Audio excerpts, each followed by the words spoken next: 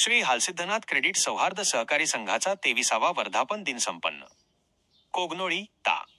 12 Shri Halsiddhanath credit सौहार्द सहकारी संघ लिमिटेड कोगनोळीचा 23वा वर्धापन दिन धार्मिक आणि सामाजिक कार्यक्रमांनी मोठ्या उत्साहात साजरा झाला.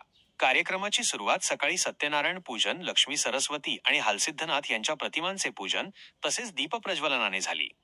या कार्यक्रमाच्या अध्यक्षस्थानी संस्थेचे अध्यक्ष देऊ कोळी होते. रत्नदीप चौगुले यांनी उपस्थितांचं स्वागत केले. वर्षभरात निधन झालेल्या सर्व सभासदांना श्रद्धांजली अर्पण करण्यात आली.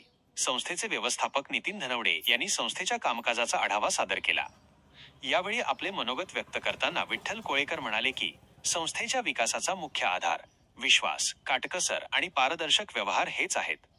कोगनोळीतील ही संस्था आता एका मोठ्या वटवृक्षाप्रमाणे बहरली असून भविष्यात ती आणखी मजबूत पायावर उभी राहील.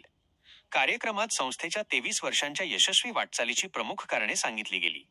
यामध्ये ठेवींच्या परतफेडीतील वक्तशीरपणा, नियमित नफा, कर्मचाऱ्यांचे चांगले वेतन आणि संचालक मंडळाचा निस्वार्थी दृष्टिकोन यांचा समावेश होता.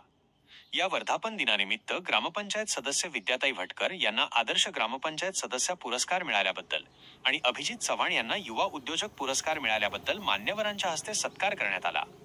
या कार्यक्रमाला उद्धव काजवे, रामचंद्र कोळी, कुमार सांगरोळे, अभिजित चव्हाण, राजगोंडा चौगुले, विद्या भटकर, साधना पाटील, बाळासाहेब कागले, निलेश खोत, विदुला हेगडे यांसारखे मान्यवर उपस्थित होते.